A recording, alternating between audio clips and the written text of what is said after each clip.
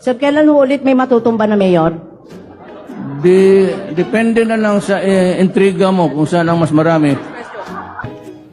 You are from, ABS-CBN po, si Doris Bigornia. akala ko sa Lebanon.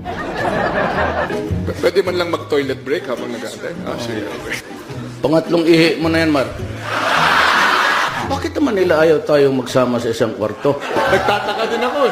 Ikaw ata nagsabi, huwag mong ipapasukin si Duterte dyan. Nauna ka sa akin dito. Yung convoy mo, sinusundan ko. Ako maski na sino makasama ko sa kwarto, basta matino. Ako na yun. May we acknowledge the presence of Governor Davide, Congressman Luigi Quisumbing, Congressman Advincula, Mayor Tommy Osmeña, Attorney Mike Toledo, Mr. Lourdes De Vera, Secretary Ace Durano. Wala akong nakilala dito.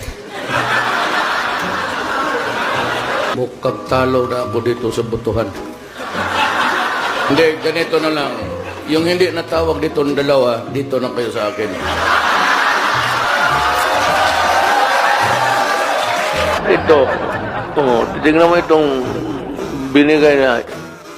Tingnan mo ha, pag ginanong ko, alcohol. Yan.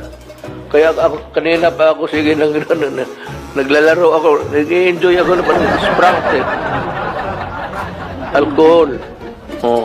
Ito si Bong. Sige siya pag pinapanood niya yung gimmick mo doon sa... Sabi niya, tignan mo talaga si Chavez ito. Sabi ko, huwag mong gawin, baka hindi totoo yan.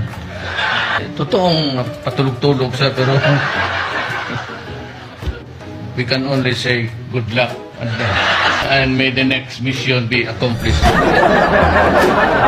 Pupunta rin ako dito kasi nandito si Vice President.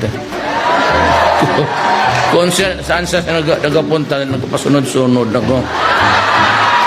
Biyuda kasi. Anod ba ako sa... totoo, anod ako sa asawa. Ma'am, balita ko may... Do not be offended, pero yung sabi nila, hindi yung totoo. Awa na po ako sa inyo, mahal na Pangulo. Tigilan niyo na po ako. Ano pong gusto niyo sa akin? May gusto po ba kayo sa akin? Sir, Senator De Lima was asking if may gusto daw po ba kayo sa kanya. Ano? She was asking, sir, kung may gusto daw po ba kayo sa kanya.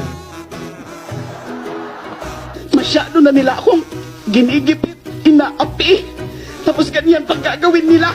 Lahat na lang sinisisi sa akin. And they call themselves men.